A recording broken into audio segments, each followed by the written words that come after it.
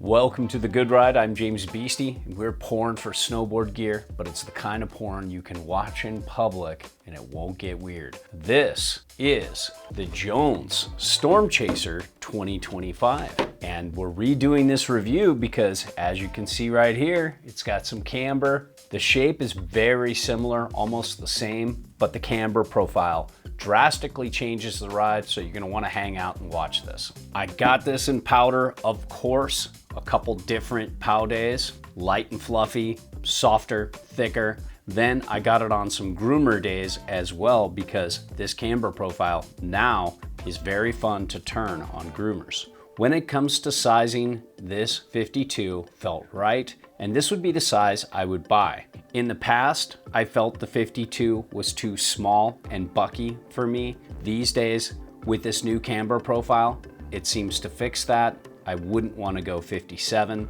unless I was riding excessively deep powder. Let's talk snowboard dating app, some things that'll make you want to swipe right. With the new camber profile, this is a very versatile snow surf ride. It's got solid grip, it's got excellent float, and it's very fun to turn on groomers. Some things that'll make you want to swipe left. This wider width doesn't initiate a turn as easy in bumps and tracked up snow. So let's talk shape. It's pretty tapered, pretty directional, very set back on board.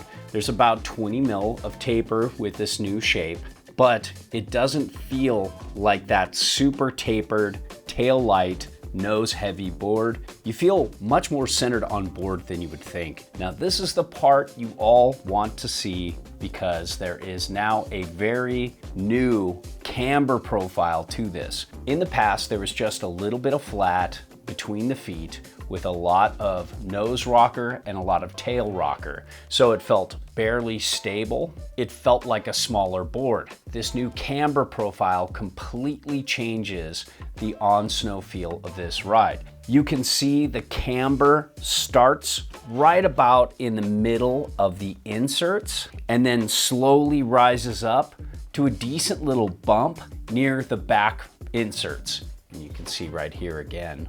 And it goes pretty much to the tail. Then you have this nice long rocker that goes into spoon nose. Let me show you that spoon nose right here. And you can see that spoon nose. It's pretty exaggerated. It doesn't seem like there is any in the tail. And if it is, it's more at the end of the tail, not where the camber profile ends. This new camber profile makes the board feel so much bigger, so much more stable, one footing and flat basing off the chair or down along flat cat track. So if you've ridden the old Storm Chaser, this is a completely different board now. When it comes to edge hold, there is a very good disruption throughout the side cut of this board, and I felt it grip really well in what little hard snow I had. This just grabbed into it really well, but it didn't grab too much in soft snow and in powder. It's really a good combination. This is one of the few snow surf boards I've tried with a really disrupted side cut. So it's a great choice if you see harder snow and you want a all conditions snow surf ride. Let's talk flex. You can see this has a pretty stiff flex. The softest part is definitely the nose, and most of the softness is right here. As it gets closer up into the effective edge, it gets a good bit stiffer. The tail is very stiff, especially for a swallowtail, and the middle has very little give. As you can see, overall, most of the flex is coming out of the nose, but there is good pop. It was much easier than I thought to ollie for a board like this, and I could lean back a little bit into the tail and butter, but it's not super easy for being a swallowtail. So when it comes to uneven snow, I found that the Storm Chaser did a pretty good job at absorbing chatter. It's not the best in hard micro bumpy snow, but it's pretty good. Soft micro bumpy snow, very good. Soft uneven snow for a shorter, wider ride like this, it did very well. It's not bad for a 52 with this kind of width. I think it's a good all-day ride, as long as you're not seeing emerging moguls and stuff like that. When it comes to pointing it, I was really surprised at how comfortable this is going straight for having such a deep side cut. I thought the side cut would want to fight me on going straight and only want to turn. It didn't. I had a couple moments where I needed to straight line and it did fine. When it comes to base glide, I was a little disappointed to not see a black base with the Jones logo here. I personally like that better, but this is a fast base. It's got a little structure to it, and it has more of a all year structure. You can hear it. Usually it's super smooth just for powder only. They're acknowledging that this board is not just for powder anymore. So it's got a little structure for spring riding, which is cool. When it comes to turning this board, this just blew my mind. It's a whole new board. I used to really not enjoy turning the Storm Chaser on groomers. It was fun and kind of loose and slashy, but now that you have this camber profile, it's really fun. This could initiate a turn somewhat slow. Once you get it on edge, it will turn a quick radius because it's a very turny side cut. It's not something to weave through super tight spots, but not too sticky, not grabby. And this isn't something you want in super tight tree lines. So it's not a quick back and forth, but once you get it going, it'll turn a very tight radius. So if you have some space in the trees, this will take a hard left and a hard right. It's just not going to initiate the turn quickly. And what I loved is this camber profile with a good bit of back foot weight over this camber, and you really engage it right here. It had such good spring out of the turn. I wasn't sure about it at first, but then going on a groomer on the way back to the lift on a powder day, I couldn't believe the spring out of the turn, and it felt really good there. Then I took it out on some good groomer days, and the way this engaged into a turn and across the groomer to circle carved was special.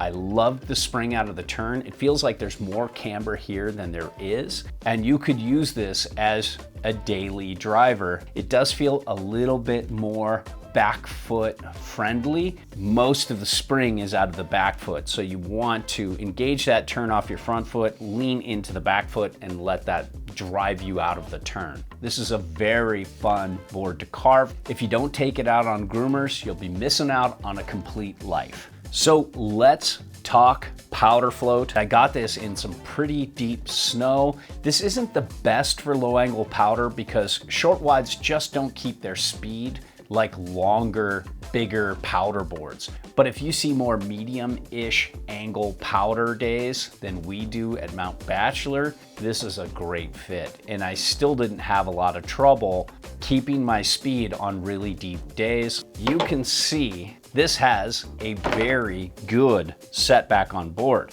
If I were to set it all the way back with full-size discs, like you can see how I'm doing here, you can get 6.75 inches back from center of board with a 22.75 inch stance width. That's really wide. Most people won't be able to do that. And I'm measuring from the end of the tail. If I was to measure from the center of the tail, it would be 9.75 inches back from center of board. So it's somewhere in between 6.75 and 9.75 because you've got a pretty cut out swallowtail. That's really far back on board, and while I couldn't do that with my 21.5 inch stance width, I set it back as far as I could. And sometimes with some swallowtails, you don't want to be that far back, but I felt like there was a lot of tail here. I didn't feel like the board was doing this too much, so I really enjoyed this set all the way back. This is an amazing floater. I love how the spoon nose just changes the turning experience in powder. It's such a cool, fluid, more surf-like turn. I also love how I didn't feel any of the spoon nose engage on groomers. Overall, I think the old Storm Chaser was very hard to recommend. It was primarily for perfect powder. I take all that back with the new model. This is a great daily driver for those who like that more snow surf directional ride. It can carve the hell out of groomers now. It rides really well in powder. I would say almost as good as the old one, just about the same. I actually wish the Mind Expander had this same camber where they'd start here and bring it back to the tail and let all that front nose do its thing again. That would be so cool. This is a board I just don't want to send back. I think it's amazing. I'd love to have this, especially for groomers. And I never thought I'd say that about the Storm Chaser, but this is a very special, well-rounded ride now.